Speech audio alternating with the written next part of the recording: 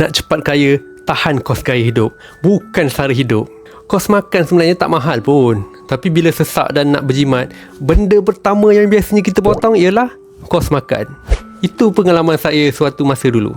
Saya perhatikan kebanyakan kita pun sama. Perkara pertama yang kita catu ialah makan.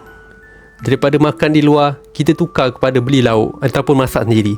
Daripada makan di ofis, kita tukar kepada bawa bekal sendiri. Ya, betul, memang boleh jimat. Beberapa ratus sebulan pun kita boleh jimat. Tapi bila saya renung balik, kos makan tu tak besar pun berbanding kos-kos lain yang diam-diam tarah gaji kita ribuan ringgit setiap bulan. Antaranya, kos bela 2 buah kereta. Satu jarang pakai, lagi satu beli sebab nak tunjuk dekat jiran sebelah.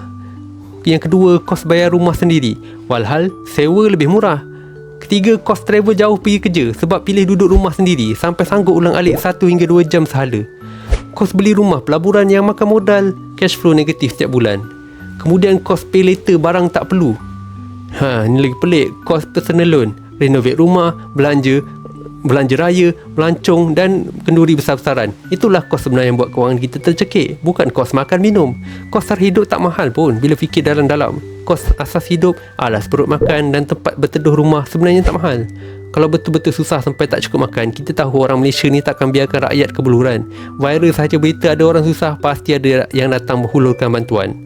Tapi kalau susah sebab cari penyakit, buat hutang sana sini untuk benda tak perlu, itu memang salah sendiri. Susah nak harap simpati orang lain kalau dah jadi macam tu. So, siapa nak simpan emas, klik link di bio atau hubungi saya terus. Tengok tutorial pin video di profil saya.